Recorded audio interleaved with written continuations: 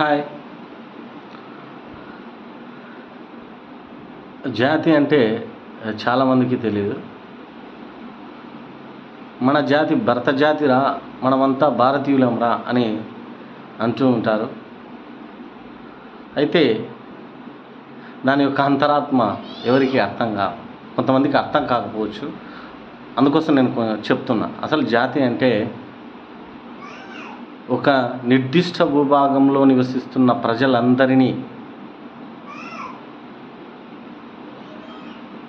జాతి అంటారు. అర్థమైందనుకుంటా. ఒక నిర్దిష్ట భూభాగంలో నివసిస్తున్న ప్రజలందరినీ జాతి. మన జాతి భరత జాతి.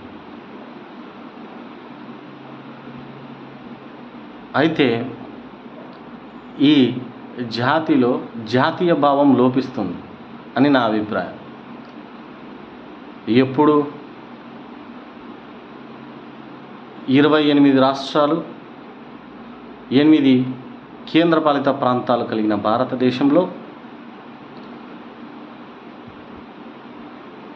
ఎన్నో భాషలు, ఎన్నో మతాలు,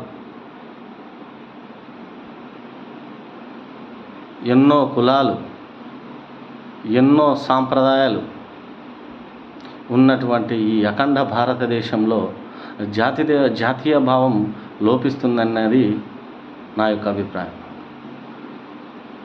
ఎందుకంటే మనమంతా భారతీయులమని మర్చిపోతున్నాం.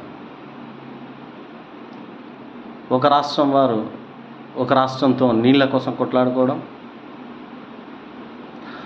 ఒక రాష్ట్రం ఇంకో రాష్ట్రంతో సరిహద్దుల కోసం కొట్లాడటం, కొంతమంది నాయకులు వాళ్ళ ఉనికిని చాటుకోవడం కోసం ఎన్నో రకాలైనటువంటి రాజకీయ చేస్తూ ఉంటారు. చేయడం వల్ల మన జాతీయ భావం దెబ్బతింటుంది. అందుకోసమే నేను ఒక చిన్న సలహా ఇవ్వదలుచుకున్నాను. మనకు జాతీయ భాష అనేది లేదు. కేంద్రం అధికారిక భాష మాత్రమే హిందీ కొనసాగుతుంది.